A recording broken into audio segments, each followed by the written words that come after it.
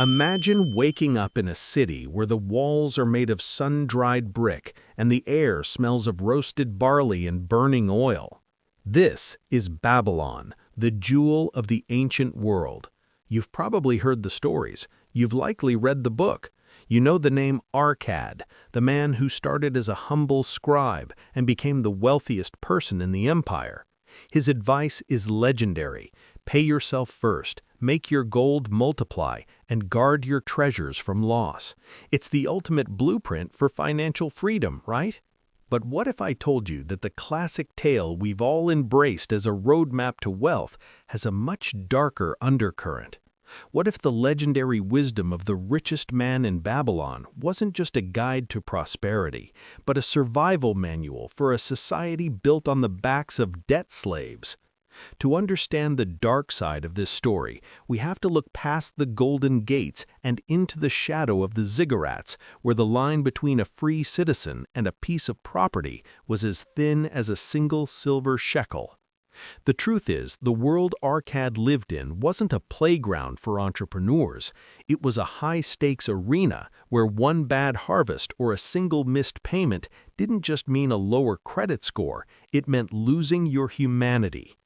This is the side of the story they don't teach you in personal finance seminars. This is the reality of gold, blood, and chains in the ancient world. Let's start with the creator of this myth. George S. Clason, the man who wrote The Richest Man in Babylon in the 1920s, didn't just write a book. He wrote a series of pamphlets that were distributed by banks and insurance companies. Think about that for a second. The very institutions that profit from your savings and your debt were the ones handing out these parables. The advice to save 10% of everything you earn isn't just about building your wealth, it's about ensuring there's always capital in the system for the banks to lend out. When Arkad tells you to pay yourself first, he's also teaching you to be a disciplined cog in a much larger machine. In ancient Babylon, that machine was fueled by a level of debt that would make a modern subprime mortgage look like child's play. In the actual historical Babylon, wealth was concentrated in the hands of a tiny elite, the king, the priests, and the merchant princes. For everyone else, life was a constant struggle against the debt trap.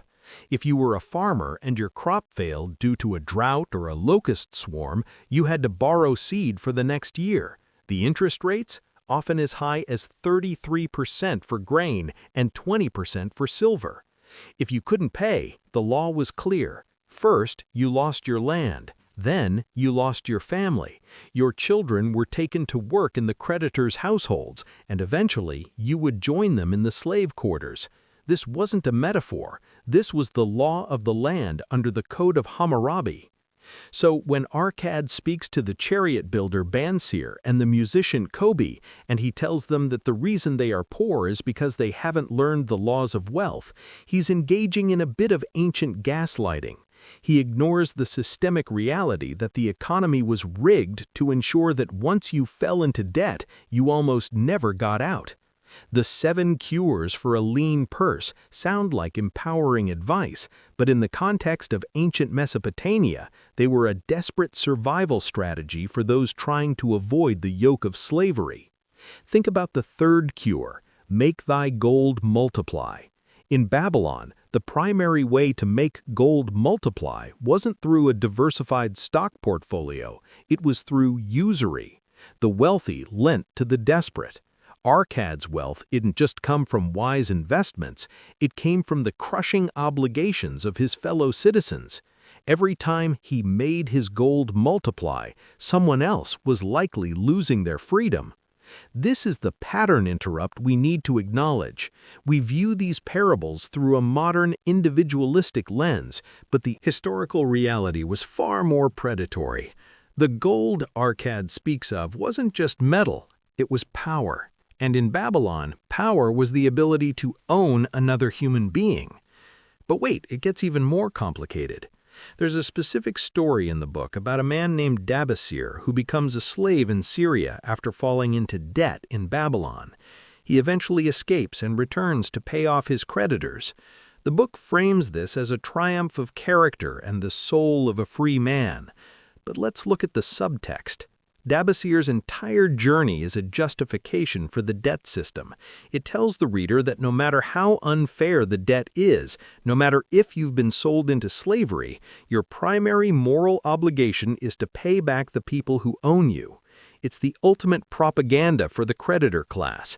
It turns the victim of a predatory system into the villain of their own story, suggesting that their poverty is a moral failing rather than a structural reality.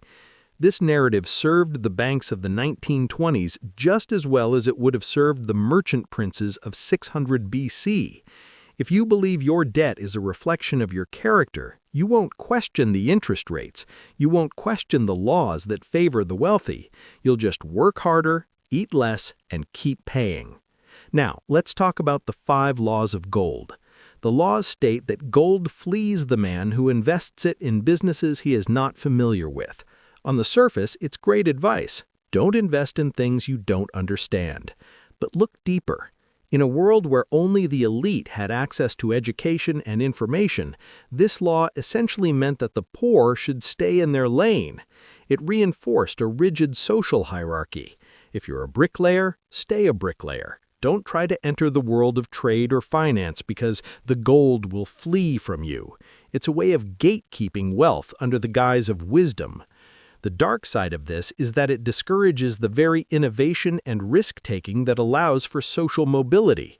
It tells the masses to keep their heads down, save their pennies, and leave the big moves to the men like Arkad. The irony is that the historical Babylon actually had a release valve for this pressure, something the book conveniently ignores: the Jubilee. Every few decades, or when a new king took the throne, they would often issue a decree of freedom, or andurarum. This was a clean slate, debts were canceled, and debt slaves were allowed to return to their homes and their land. The kings knew that if the debt became too crushing, the social fabric would tear and the city would fall. They understood that an economy of slaves is fragile. But you won't find the Jubilee in The Richest Man in Babylon. Why? Because the banks and insurance companies who distributed Clason's work wouldn't want you to know that debt isn't an eternal law of nature. They wanted you to believe that debt is a sacred contract that transcends even your own life.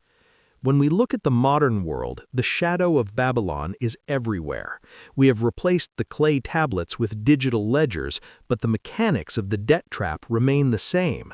Student loans, credit card interest, and the constant pressure to pay yourself first while the cost of living outpaces wages, these are the modern walls of Babylon. We are told that if we just follow the 7 cures, we will be free, but when the system itself is designed to keep you in a state of perpetual obligation, those 7 cures can become a way to manage your own enslavement more efficiently. The true lesson of The Richest Man in Babylon isn't just about saving money, it's about recognizing the power dynamics behind the money. Arkad wasn't just a man who saved his copper, he was a man who mastered a system that was designed to consume the weak. To truly be free, you can't just follow the rules of the game, you have to understand who wrote them and why. If you're spending your life saving 10% of your income just to pay off high-interest debt that was marketed to you by the same people who gave you the wisdom to save, are you really the master of your fate? Or are you just a very disciplined resident of the slave quarters? The path to real wealth isn't just about building a mountain of gold. It's about making sure that gold isn't a leash. It's about building autonomy, questioning systemic traps, and realizing that sometimes the best financial advice comes from the people who want to keep you exactly where you are.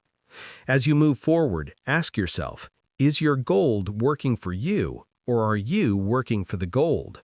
Are you building a life of freedom, or are you just becoming a more profitable asset for the city of Babylon?